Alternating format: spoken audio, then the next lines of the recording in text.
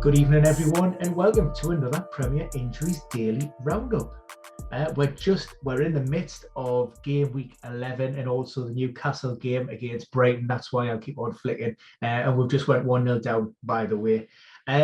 So before we kick off, just want to give you a heads up. We will be producing a lot of content during the international break. Of course, there'll be the injury roundups, the normal podcast. Plus, we'll have a few special podcast episodes relating to our Movember topic that me and Jason are being involved in. So keep your eyes and ears peeled.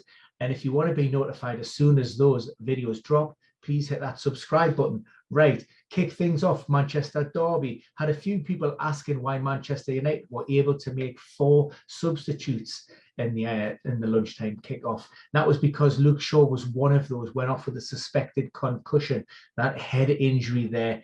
So there was a new law that came in this season that allows teams, as well as their 3 regular substitutions, you can make an additional 2 if it's related to the head and there's a suspected concussion. Now, Luke Shaw's potential involvement for England, well, they play Albania in their first qualifier on Friday. If it's confirmed as concussion under protocol, he will be out of that game. That comes just a day too soon. He would need to be 7 days for that to be considered for Gareth Southgate. So that a decision with regards to whether he remains with the squad or not will lie with the England boss. Of course, he could be available for that second game, which takes place the week after.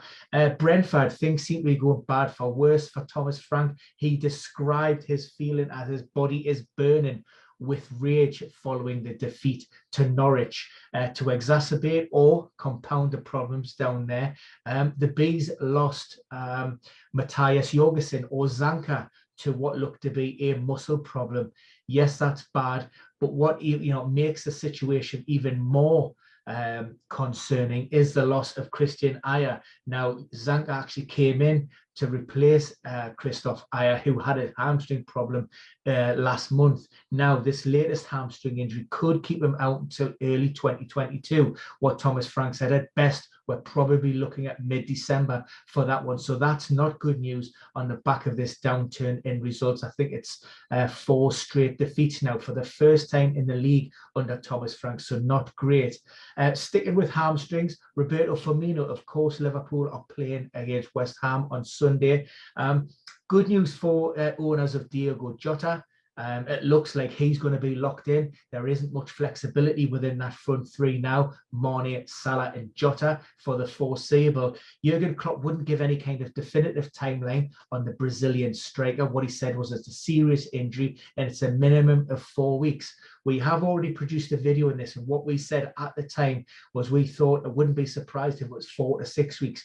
Of course, Roberto Firmino missed around about a month at the end of September to a hamstring problem. And typically when you suffer a re-injury or a recurrence, you can add on at least another 7 to 10 to 14 days on that. But of course, that injury is still evolving. The full extent of it isn't known, and it depends on his response to treatment over the international break. But what we do know, Firmino is a fairly quick healer. So hopefully within that 4 to 6 week period, brings him back ahead of that hectic festive fixture program. Elsewhere at Liverpool, Joe Gomez, calf.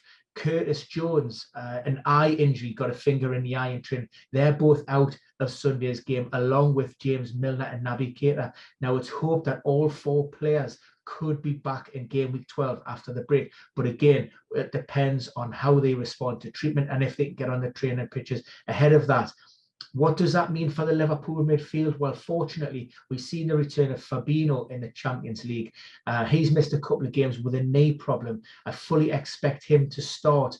Thiago Alcantara, he is also back and got minutes against Atletico following a calf problem. However, I don't think he's quite there in terms of his fitness, particularly given the injury problems that he's had with the club recently. So it could be Henderson, Fabinho and Oxlade-Chamberlain starting in that midfield at 4-3-3 from Liverpool on Sunday. Leicester, they're also playing. They face Leeds.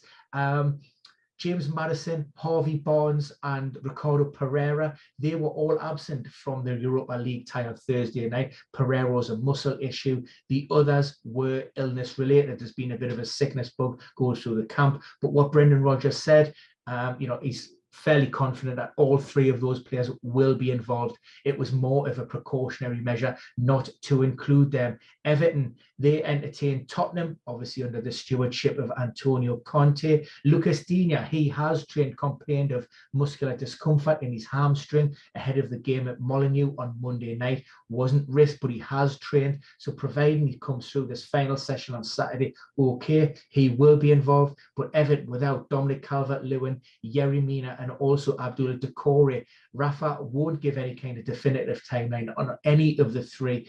But realistically, before the end of November is possible. But particularly with Calvert-Lewin, considering he had that recurrence, which set him back around 4 to 5 weeks, that will be one that they'll want to treat in kid gloves. And finally, Arsenal, we have seen Kieran Tierney back on the training pitches this week. He took part in a couple of sessions, and that's recovered from an impact injury, heavy bruising to his left ankle. But what I would say was, there's a couple of things here.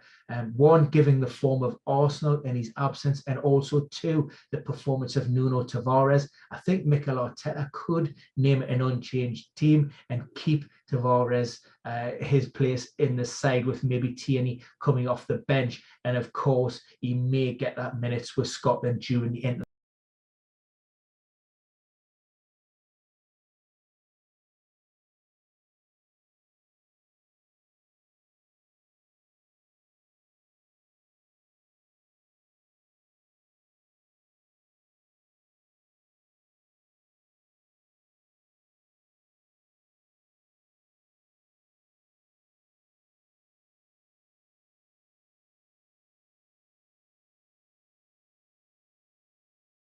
But again, thanks again. It's been fantastic, and we'll see you again very soon.